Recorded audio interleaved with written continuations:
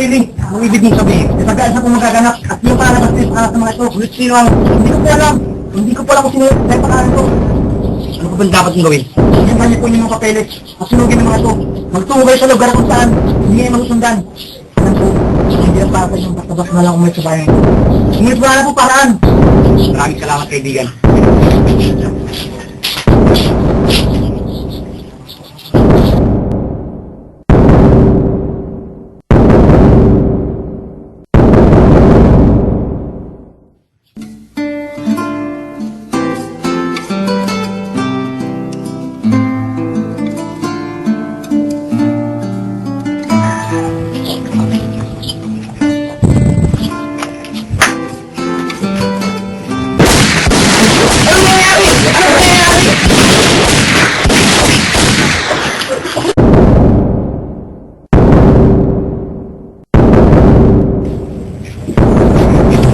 Sino yan?